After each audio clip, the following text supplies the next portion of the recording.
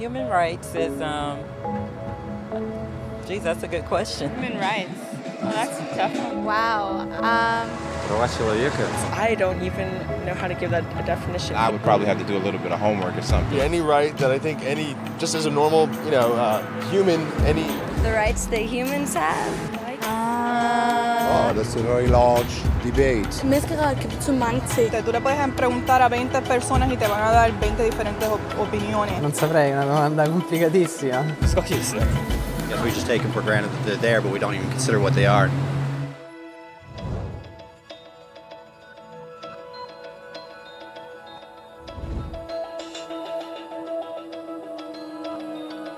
Les droits de l'homme sont les droits que vous avez du simple fait d'être humain. C'est la façon dont vous pouvez instinctivement vous attendre à être traité et les droits que vous méritez en tant que personne, tels que le droit de vivre librement, de donner votre opinion et d'être traité en tant qu'égal. Il existe toutes sortes de droits.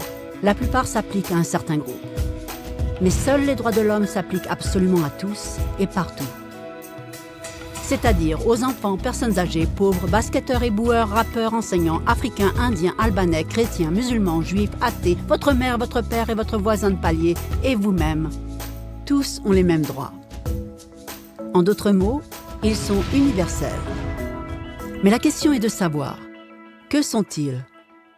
Name the human rights? What the human rights are? The right to live.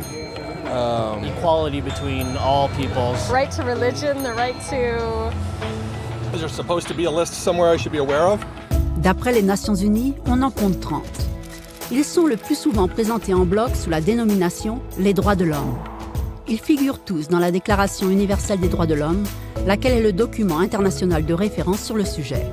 Mais cette déclaration s'est faite beaucoup attendre. À l'origine, les droits de l'homme n'existaient pas.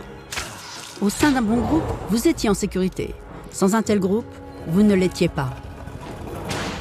Mais c'est alors qu'un gars du nom de Cyrus le Grand innova. Après avoir conquis la ville de Babylone, il déclara quelque chose de totalement révolutionnaire, que tous les esclaves étaient libres de rentrer chez eux. Il a aussi annoncé que les gens pouvaient être libres de choisir leur propre religion, quel que soit le milieu d'où ils venaient. Ces paroles furent enregistrées sur des tablettes en argile, connues sous le nom de cylindres de Cyrus. C'est ainsi que naquirent les droits de l'homme. L'idée s'est vite propagée, en Grèce, en Inde et finalement à Rome. Ils avaient remarqué que les gens suivaient instinctivement certaines lois. Ils les ont appelées les lois naturelles. Cependant, elles n'étaient pas toujours respectées par ceux qui étaient au pouvoir. Ce n'est que 1000 ans plus tard, en Angleterre, qu'ils ont finalement amené le roi à accepter que ces droits ne pouvaient pas être supprimés, pas même par un roi. Les droits des gens finirent par être reconnus et respectés par ceux qui étaient au pouvoir. En fait, c'est beaucoup dire. Des Anglais au caractère plutôt radical ont dû déclarer leur indépendance avant que le roi comprenne pour de bon que tous les hommes étaient nés égaux. Non pas qu'il aimait l'idée, mais il ne pouvait pas les arrêter, et ainsi naquit l'Amérique. Les Français leur ont emboîté le pas avec leur propre révolution, leurs propres droits. La liste était plus longue, et ils insistèrent sur le fait que ces droits n'étaient pas juste une invention, mais qu'ils étaient naturels. Le concept romain de loi naturelle était devenu les droits naturels. Malheureusement, tout le monde n'était pas si enthousiaste. En France, un général du nom de Napoléon a renversé la nouvelle démocratie française. Il se couronna lui-même empereur du monde. Et il a failli réussir. Mais la coalition des pays européens a fini par prendre le dessus. Puis les droits de l'homme sont devenus soudain une priorité. Des accords internationaux ont été rédigés pour garantir beaucoup de droits en Europe. Mais ça ne se limitait qu'à l'Europe.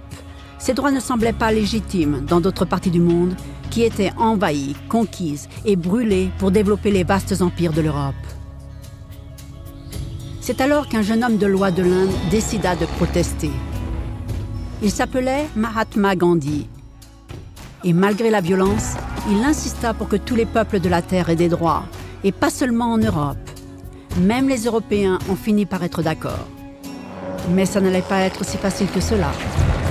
2 guerres mondiales ont éclaté. Hitler a exterminé la moitié de la population juive dans les camps nazis d'épouvante et de mort. En tout, 90 millions de gens sont morts.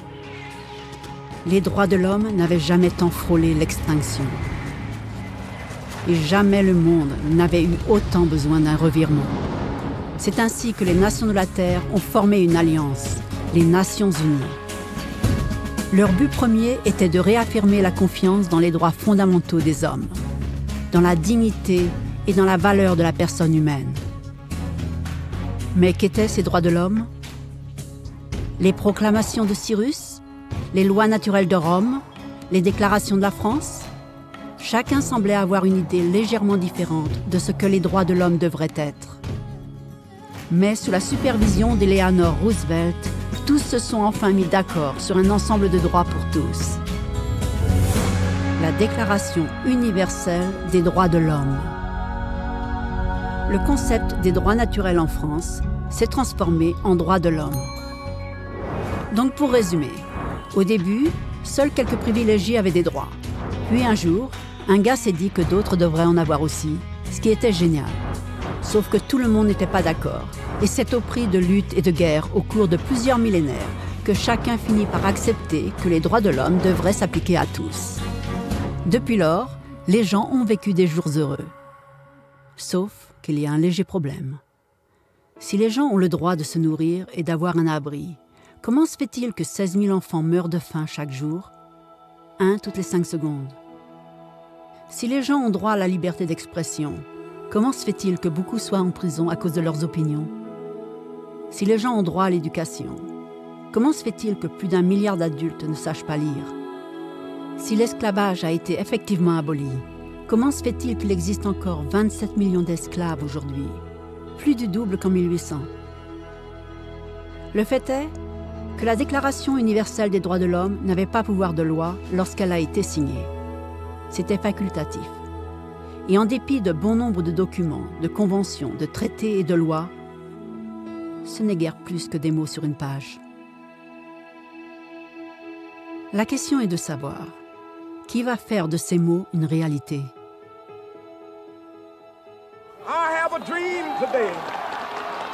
Quand Martin Luther King protestait pour l'égalité des races, il le faisait pour des droits garantis par les Nations Unies depuis 2 décennies.